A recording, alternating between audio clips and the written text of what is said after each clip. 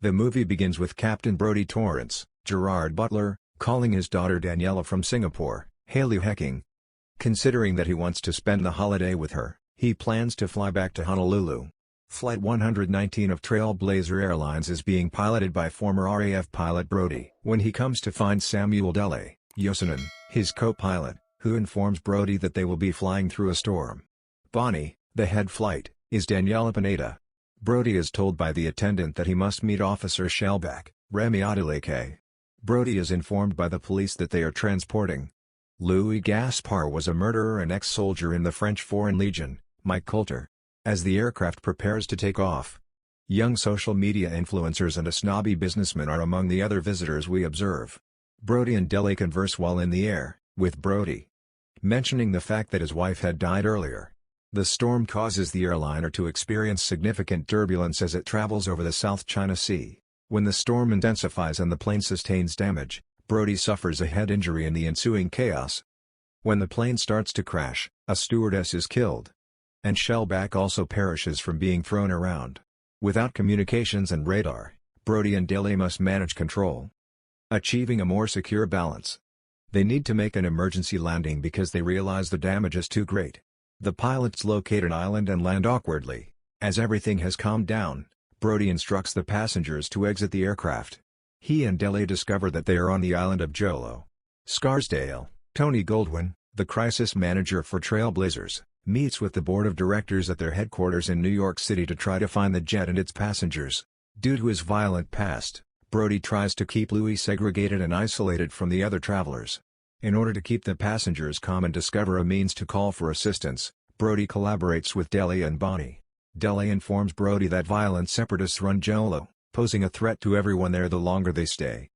As soon as word of the plane's crash landing reaches the rebels, led by Data Junmar, Evan Dane Taylor, they plot to exploit the passengers.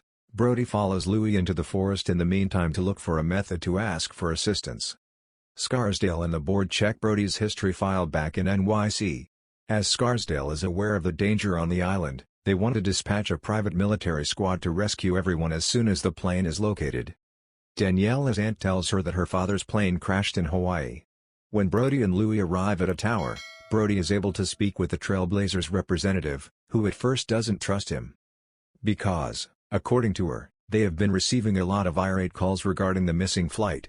Before being attacked by a rebel, Brodie also makes a call to Daniela. Until the man is killed, Brodie battles the man. Brodie and Louis investigate the structure further and discover that the rebels had been torturing and filming their captives in exchange for ransom. When the two return to the jet, they discover that Junmar and his thugs have already arrived. When a Korean woman tries to run away, one of the rebels shoots her. Then her husband is mercilessly beheaded. When Brodie and Louis hide, the rebels continue to hold everyone else hostage. Following the departure of the rebels, the two defeat a final and discover that Junmar is transporting everyone to a neighboring village before rebelling. Brodie and Louis decide to go after everyone and save them. The hostages are made to disclose their names and countries of origin as the two leave for the village by Junmar. When the military squad gets to the island, they only discover the dead of Shellback and the stewardess and a message from Brodie: nobody is near the plane. Before finding and liberating the hostages, Brodie and Louis reach the settlement and kill a few more rebels. Brodie stays behind to let people off the bus as everyone boards the vehicle. Junmar and his men beat him and are getting ready to kill him. However, the military force arrives and starts firing on the insurgents. As Junmar discovers his brother among the dead following the fight, it intensifies his motivation to fight the other people. Everyone returns to the aircraft and boards it. The Trailblazers board debates whether Brodie should pilot the aircraft given its extensive damage and likelihood for fatalities for all occupants. Louis decides to stay on the island because he has no hope of returning home and he discovered a suitcase of ransom money. Louis joins the military troops as they battle the rebels. Brodie and Dele make an effort to move the plane now that the majority of the rebels have been killed.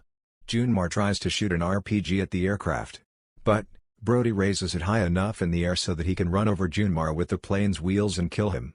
Thereafter, Brodie intends to make a landing in Sauci at a neighboring airport, use the fuel they still have. Everyone at headquarters cheers when Brodie can safely land after some turbulence. Brodie takes a seat to contact Daniela and inform her that he is returning home while the passengers quiet down. Thank you for watching and subscribe for more videos like this.